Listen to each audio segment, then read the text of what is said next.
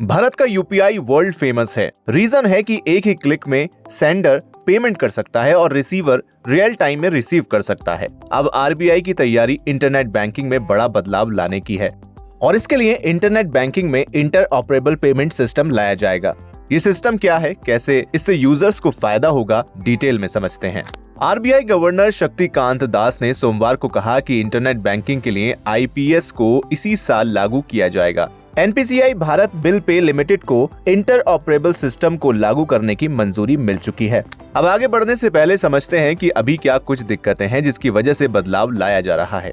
दरअसल internet banking transaction की processing पीए यानी पेमेंट एग्रीगेटर्स के जरिए की जाती है। फिलहाल डिजिटल ट्रांजैक्शन के लिए कोई कॉमन पेमेंट सिस्टम और नियमों का कोई सेट नहीं है। पेमेंट एग्रीगेटर्स पीए के जरिए प्रोसेस किए जाने वाले ट्रांजैक्शन इंटरनेट ऑपरेबल नहीं है, यानी एक बैंक को अलग अलग ऑनलाइन मर्चेंट के हर एक पीए के साथ अलग से इंटीग्रेट करने की जरूरत होती है। इस वजह से अगर कोई कस्टमर अपने बैंक खाते से किसी मर्चेंट को पेमेंट करना चाहता है तो उस मर्चेंट के पीए और ग्राहक के बैंक के पास ऐसा करने के लिए एक सिस्टम होना चाहिए। पेमेंट एग्रीगेटर्स की बड़ी संख्या को देखते हुए हर बैंक के लिए हर पीए के साथ इंटीग्रेशन कर पाना मुश्किल है। इसके अलावा पेमेंट सिस्टम की कमी और इनके लिए नियमों के अभाव होने की वजह से ट्रांजैक्शन और मर्चेंट को पेमेंट की वास्तविक प्राप्ति यानी एक्चुअल रिसीविंग में देरी और सेटलमेंट रिस्क भी रहता है, यानी मर्चेंट को पेमेंट रिसीप्ट में देरी होती है।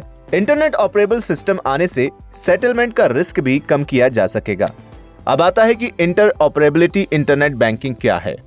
इंटरनेट ऑपरेबिलिटी टेक्निकल कंपैटिबिलिटी को बढ़ाती है। इससे एक पेमेंट सिस्टम दूसरे पेमेंट सिस्टम से बिना किसी तकनीकी दिक्कत के जुड़ा होगा। यूपीआई पेमेंट सिस्टम इसका सबसे सटीक उदाहरण है, जिसके जरिए वॉलेट अलग अलग बैंकों के डिजिटल ट्रांजैक्शन एक ही सिस्टम के जरिए होते हैं। इसका फायदा क्या होगा ये भी जान लीजिए। तो गवर्नर शक्तिकांत दास ने बताया कि इंटरनेट बैंकिंग में डिजिटल पेमेंट सिस्टम के लिए इंटरऑपरेबिलिटी को साल 2024 में ही लागू किया जाएगा। इससे मर्चेंट्स को बहुत आसानी हो जाएगी। इस सिस्टम के आ जाने से मर्चेंट्स के फंड सेटलमेंट तेजी से किए जा सकेंगे। डिजिटल ट्रांजैक्शन के मामले में दुनिया भारत की तरफ उम्मीद भरी निगाहों से देख रही है। भारत दुनिया के लगभग 46% डिजिटल ट्रांजैक्शंस के कंट्रीब्यूशन के साथ अब दुनिया में एक लीडिंग पोजीशन रखता है। यूपीआई लेनदेन की अब भारत में सभी डिजिटल पेमेंट्स में 80% हिस्सेदारी है। 2012-13 में भारत में सालाना 162 करोड़ डिजिटल भुगतान होते थे। ये संख्या 2023-24 में फरवरी तक बढ़कर 14,726 करोड़ हो चुकी है, जो 12 सालों में 90 गुना वृद्धि रिप्रेजेंट करता है। इंटरनेट बैंकिंग में बदलाव आने से भारत डिजिटल पेमेंट्स के मामले में और मजबूत बनेगा, साथ ही कस्टमर्स को काफी सहूलियत हो जाएगी।